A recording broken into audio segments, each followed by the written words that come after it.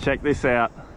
We've come on a short walk, about 200 meters from the car, and this is just absolutely incredible. We're above the dam wall, looking down on it, which is, it's a bit scary standing so close to the side here, but got all the railings there. But this is just awesome. So the Burdekin Dam, which is bloody incredible. And apparently we're at 89.89% today. Yesterday it was 89.90, which is pretty damn full. And we have noticed they've turned one of those jets off down there, pumping the water out, so there's only the one running, but this is bloody, this is just wicked. This, so high up looking down on it all. Bloody awesome spot.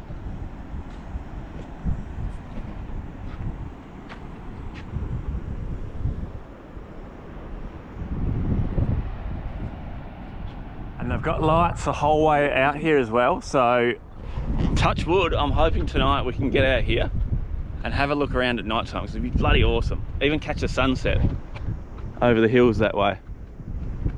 This is just a wicked spot.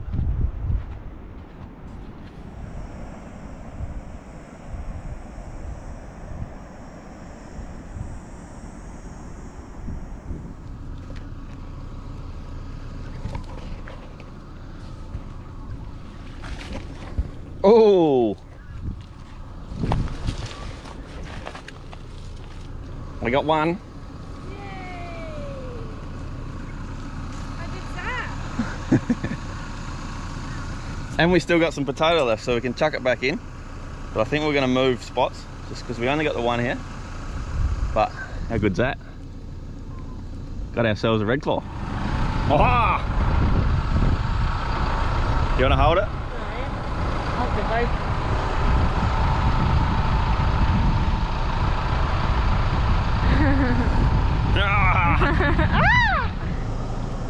Well, we're starting this one at the Burdekin Falls Dam Campground.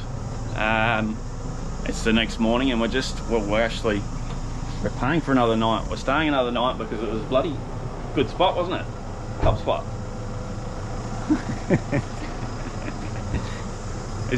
We've done absolutely nothing today this morning. We got a video out and we had a sleep in. It's been bloody good. But we're out and about today checking out Burdekin Falls, and what was once a small town, we've sort of come to realise a lot of this is sort of falling into disrepair. A lot of sections are closed off for flying foxes. Apparently there's something like 250,000 or 300,000 flying foxes which have taken over this place. Two different species, I believe, that have just taken over, and well, they have to close these areas off because these flying foxes are protected species from what I've read. So it is what it is, I guess, but a lot of this place has sort of fallen into disrepair, which is a bit sad, but still a couple of people living here. These guys have got Christmas lights out as well, which is pretty good little show last night. And I think there's another 2 houses down there which are occupied, but the caravan park's got 10 people in there, and it looks like they're staying for a fair while as well. You can stay here for 4 weeks, I believe, which is pretty damn good. Hot showers, beautiful clean amenities, drinking water, and they've got sprinklers out everywhere. I've forgotten the company that's looking after this dam. Sunwater operates the caravan park, and they do a bloody top-notch job. They're in and out all day. They've got sprinklers going everywhere. They're cleaning everything up, so bloody good on them. But we'll check out the information centre, which is another one of these things that looks like it's sort of fallen into disrepair. They used to have someone man this, but now, well, I think it's just it's been left a bit. So construction of the Burdekin Falls Dam commenced in 1984 with 630,000 cubic metres of concrete. Wow. And it was completed in 1987 and filled the following wet season in 1988. So I guess that would have been a job well done there, for it to fill the year after it was completed.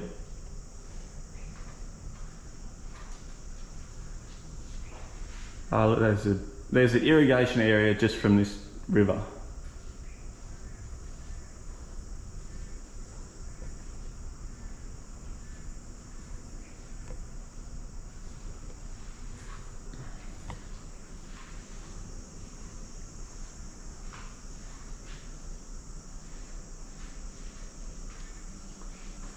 Well, there's quick facts about the Burdekin Falls Dam. It is 876 metres across, 37 metres high, and it holds 1,860,000 ml, which I'm guessing is megalitres, maybe, I'm not too sure. The estimated cost at 1982 of $138 million. That's pretty out there. And I'm hoping tonight we can get out there and catch a sunset like this. But that's another thing that is closed, is this lookout, which is down the bottom of the hill here, has just been closed off because of those flying foxes, so bit of a bugger. So this would have been pretty interesting to watch when it was working, but it just looks like another thing that's sort of fallen into disrepair here. It sort of shows the different levels of flooding when it was working, which is a bit of a shame because that would have been really interesting to see.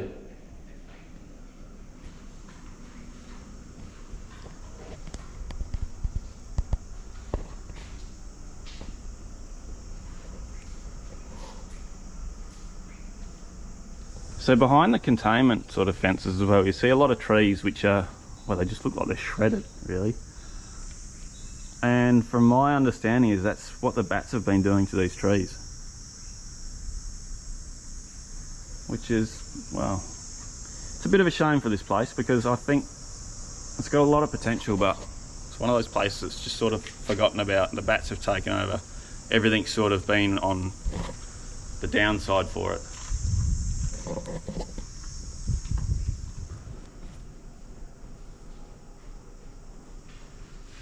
So there you go, a town is born at the Burdekin Falls. Someone's crossed out born and put dead there. And pests kill them, living with flying foxes.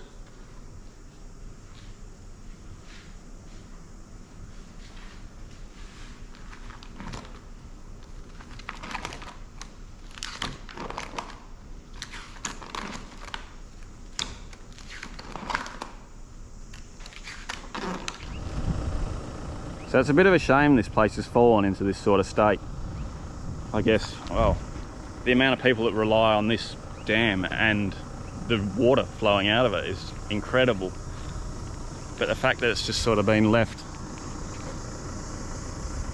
how it is, it's a bit sad. From once a small, I'd say booming, bustling town, had a pub, it had a school, it had everything really, and it's just sort of turned to this. It's a bit sad.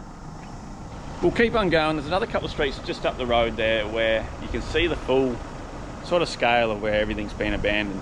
The houses that were there, I'm guessing, were demountables. They've just picked up, taken them away. There's a staircase, just concrete staircase just left with nothing behind it. Tennis courts, basketball courts, barbecue area that's just looks like they've been left. But we'll check it out, show you, and just have a look around. And for anyone wondering, $7 per person per night. Bloody ripper. And you do need a stocked impoundment permit for line fishing in this sort of dam, which I'm not going to be line fishing, so happy days. But $7 per person, you can't beat that at all. Hot showers, very clean amenities, and grass under your feet.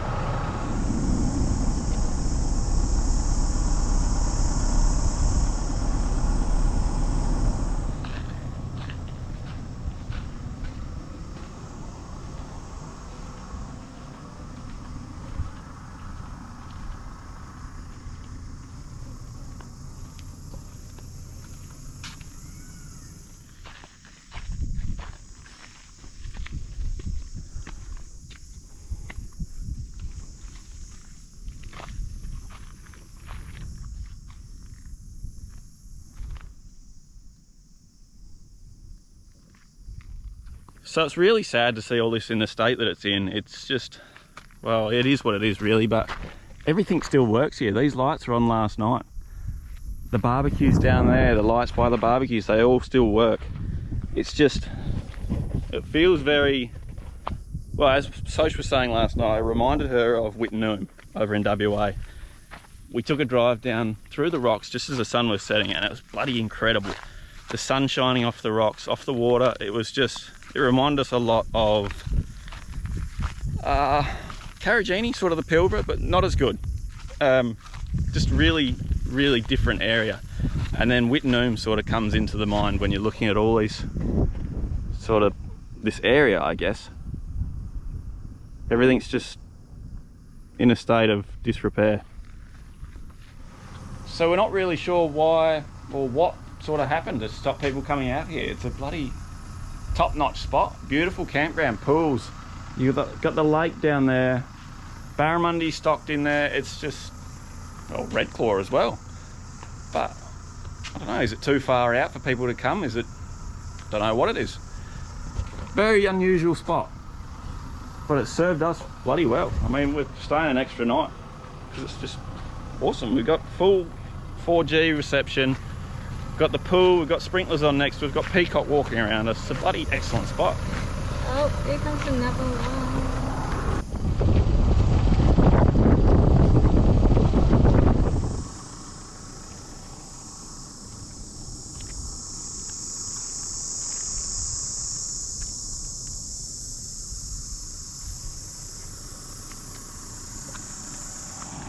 Well, if you can see this as well, this used to be someone's concrete driveway up here.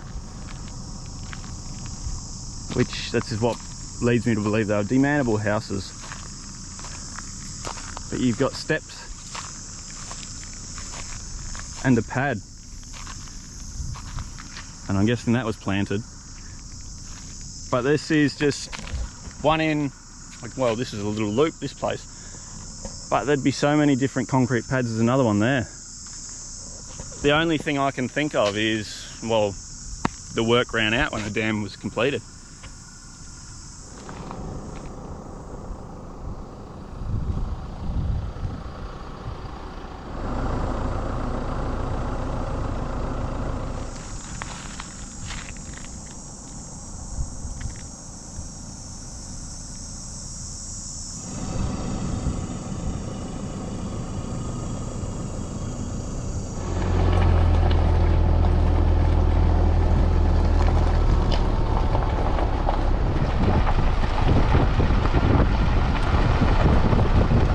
After seeing all that, you come across a couple of different spots like this, which by the looks of it, it's just been leveled out, cleared, ready for something. There's drainage in there, or there's something going on in there, plumbing. But could it be that this place is going to fire back up? I know I have read something about they want to raise the dam walls to get a bit more in there. There's a couple of different plans floating around. Could this place fire back up? Who knows? But this isn't the only one. There's about 3 or 4 other little areas that have just been cleared like this. But then also saying that, could it be a house with the views like that? I mean, they're absolutely stunning views, but who knows? There's a fair few people getting about in, what is it, Sunwater cars. I don't know if they just look after the dams, but there seem to be people getting around here, Telstra cars as well. So anything could happen, really.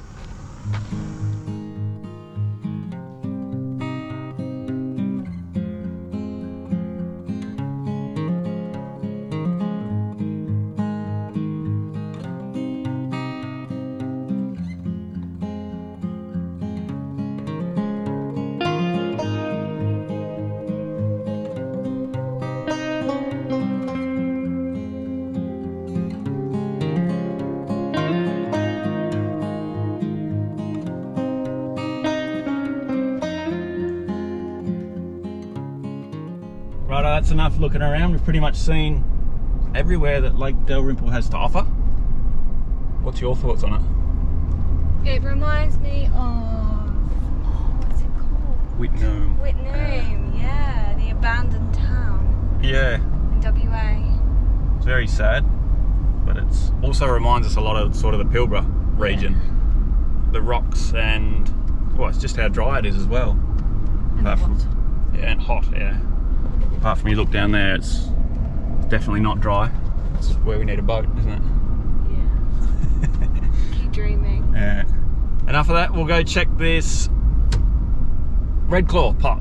Hopefully we get another couple of red claw. Another one at least. But we checked it this morning, we got the one. Not expecting much during the day here, so we'll go try and rebait it and launch it back out there and leave it overnight again. And I do tell a lie, we haven't seen everything yet. This is the boat ramp, sort of picnic area. They got toilets over there, plenty of picnic tables, fireplaces, bins. Just a good little area really. Plenty of firewood down the bottom there as well. We did a little loop around there. There's a car down there with his tin here, and there was another trailer down there. So I'm guessing there's a couple of people out there fishing still. But a good little spot. But that's about it. We'll head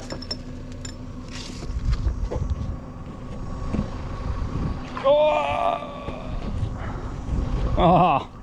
Robbed. Nothing. Spewing. Plenty of little fish down there swimming about though. Well, we got robbed. So I guess that's what happens when you chuck it in at daytime. We'll tuck it back in. Potatoes are still good. Hopefully it'll last through the night. We'll get some in the morning. So we've reset the pot and there it is, 37 degrees out there. So we're not lying when we're saying it's bloody hot, but it's bloody hot. Well, how good's this for a sunset? Off the coast, pretty much in the middle of nowhere, and we're getting this sort of sunset. Absolutely incredible.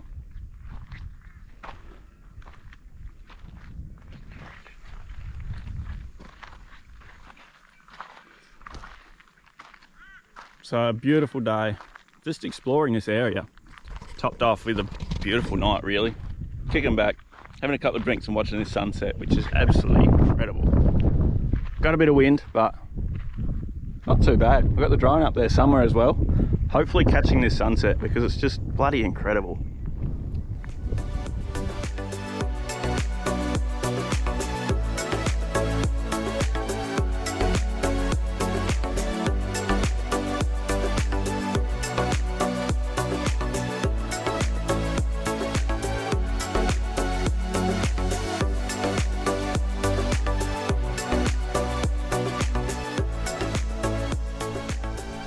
How was the sunset?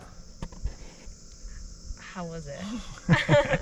It was so good. Yeah. So peaceful as well. Yeah. A bloody awesome sunset out here in the middle of nowhere over this lake. It's bloody brilliant. Peaceful, a couple of fish jumping about.